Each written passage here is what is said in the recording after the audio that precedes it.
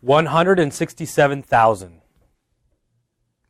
167,000. If you add up all the college students that attend ASU, U of A, and NAU, you get around 150,000.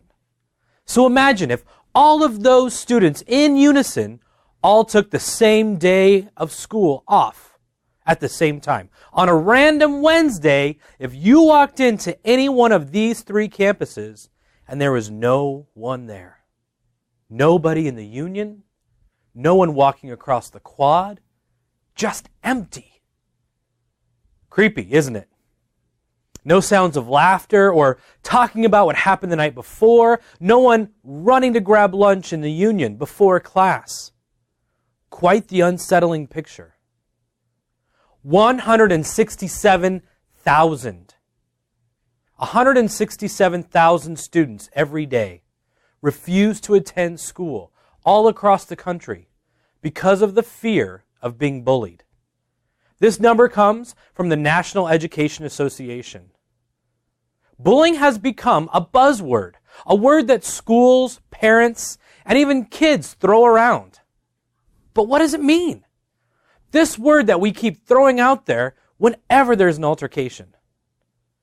Bullying must be consistent, have a power dynamic, and be determined by the victim, not the bully. Let's see if we can make this confusing word more understandable and decide how we can take a stand against it today.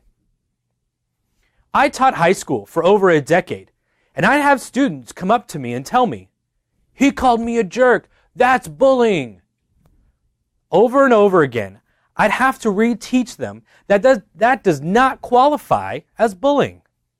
When someone calls another person a name, that is not a bullying situation.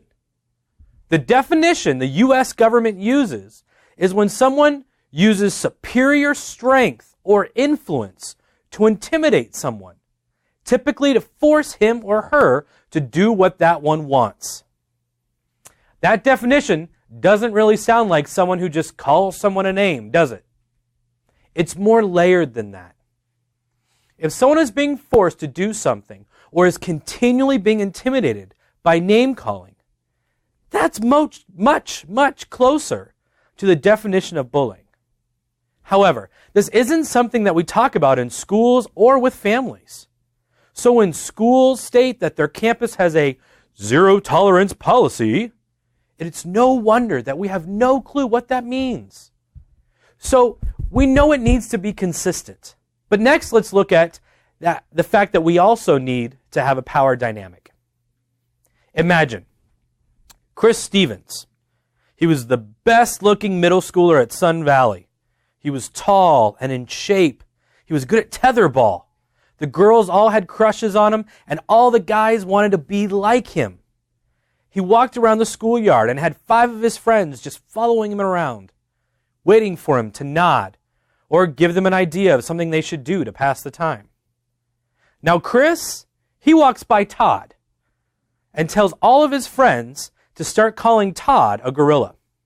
So from now on, they all make comments about Todd looking or being like a gorilla. Todd comes from a broken home where he isn't able to wear super up-to-date clothes. Todd also comes to school dirty because he isn't made to shower or wash up at home, which is why Todd has long hair and that hasn't had a haircut in a year or so. Now that you can see both of these students in your mind, picture them on the playground. Who has a stronger social power dynamic? Who are kids typically going to side with and go along with? Obviously Chris. So now that we throw this in the mix, it's easy to see why this type of bullying can be so powerful. Todd is already struggling with life and his emotional state. And then we add Chris's words to that mix, it can be deadly. Power dynamic matters. So we have to pay attention to where the words are coming from and who they are aimed at. Let's talk a little bit more about the victim. We have left the decision of whether or not a child is being bullied to our educators. However, being an educator myself, I can tell you there were a number of times that I was unsure of who was responsible or even the social dynamics of the relationship, especially when it was two kids that I didn't know well. If a child feels and experiences the effects of being bullied, then they are bullied. A bully or a teacher or an adult doesn't get to decide whether this child is a victim or not. Only the child themselves can determine if they are being bullied or even harassed. We have to find out how both parties feel in a safe environment where they can share and not worry about any repercussions. The biggest problem is that we've created these schools who sit down both parties in the same room, and we ask them to shake hands or talk out their issues. Whenever they do that, the student with a lower social status will always fold and accept the apology, even if it's not genuine. It defeats the purpose because it typically isn't even genuine. That's why, according to the National Bullying Prevention Center, over half, or 57% exactly, of bullying stops when peers step in to stop the issue versus when adults do. That's where we should focus, and that's where we should invest our time, educating peers to step up. If we're able to take these things to heart, we have a chance at changing the bullying epidemic in this country. Checking to see if the issue is consistent, a power differential, and determined by the victim is going to be valuable. So what do you do now? You need to talk to your educators, parents, and students you know to teach them about what you learned today. Also, if you see something going on, you need to say something. You now have the power to make an impact on the world that you live in.